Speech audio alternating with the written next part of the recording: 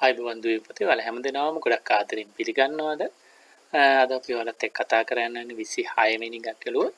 ඉතින් මේකෙදි ඔයාලගෙන් අහන්නේ රූපයක් දීලා මේකේ දකින්න පුළුවන් ඍජු කෝණාශ්‍ර ගන්න හොයන්න කියලා. ඉතින් පුතේ ඔයාලා වීඩියෝ එක බලන්න එකතු වෙද්දි චුට්ටක් මේක නවත්තලා ඔයාලට බලන්න උත්සාහ කරලා මේ වගේ මේකේ කීයක් ඍජු කෝණාශ්‍ර තියෙනවද කියලා ඔයාලට හොයන්න පුළුවන්ද කියලා. ඊට පස්සේ අපි වීඩියෝ එකත් එක්ක ඉස්සරහට මේක ලේසියෙන් හදන හැටි ඉගෙන ගමු. හරි පුතේ මම හිතනවා ඔයාලා උත්සාහ කරලා ඇති ඔයාලා දැන්ටමත් උත්තර හොයාගෙන ඇති කියලා. ඉතින් අපි බලමු මේක කොහොමද ලේසියෙන් ඉක්මනින් මේකට පිළිතුරක් හොයාගන්නේ කියලා. ඉතින් පුතේ මේ බලන්න මේකේ ඉස්සෙල්ලාම ඔයාලට කියන්න ඕන මේ වගේ ගැටලුවක් දුන්නම් මේකේ අවස්ථා දෙකක් තියෙනවා.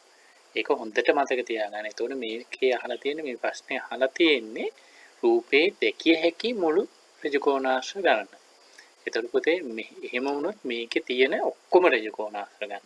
එතකොට මේ පොඩි ඍජු කෝණාශ්‍රයක් ගන්න ඕන. ඊට පස්සේ මේ ඍජු කෝණාශ්‍ර හතරක් එකතු වෙලා හැදෙන්න පුළුවන් තවත් ඍජු කෝණාශ්‍රයක්. එතකොට මේ ඍජු කෝණාශ්‍ර 9ක් එකතු වෙලා අපිට තවත් ඍජු කෝණාශ්‍රයක් හදන්න. මේ විදිහට අපිට ඍජු කෝණාශ්‍ර හදාගන්න. නමුත් පුතේ මේ වගේ ගැටලුවකම අපිට දෙන්න පුළුවන් මේක කපා ගන්න පුළුවන් ඍජු කෝණාශ්‍ර ගන්න.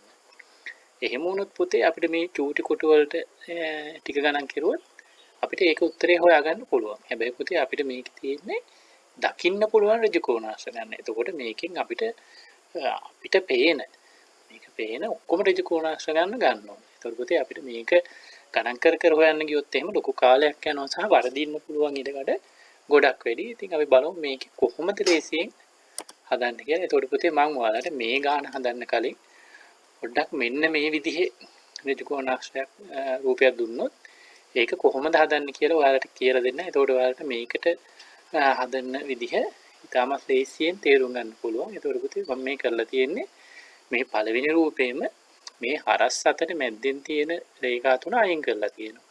එතකොට පුතේ මේ වගේ රූපයක් එන්නේ. ඉතින් අපි බලමු මේ වගේ එකක් ආවොත් කොහොමද හදන්නේ කියලා. එතකොට මම ගලින් ගැටලුවකත් ඔයාලට කියලා දුන්නා. මේ වගේ එකක් ආවොත් අපි මේ දකින්න පුළුවන් මේ ඍජු කෝණාශ්‍ර ටික අංක කරගන්නවා. එතකොට පුතේ මේක අපිට පුළුවන් මෙතන කුඩා ඍජු කෝණාශ්‍ර පහක් දකින්න පුළුවන්. එහෙම වුණොත් පුතේ අපිට මේකේ තියෙන මුළු ඍජු කෝණාශ්‍ර ගාන හොයන්න අපිට මේ දාපු අංක ටික ඔක්කොම එකතු කරන්න ඕන.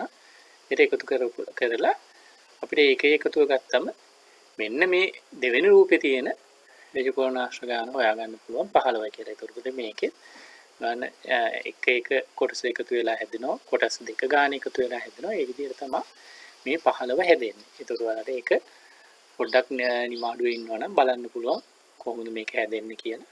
මම ඒක දැන් ඔයාලට කියලා දිදී හදලා දෙන්නේ. ඒකට අපි ඊගාවට බලමු.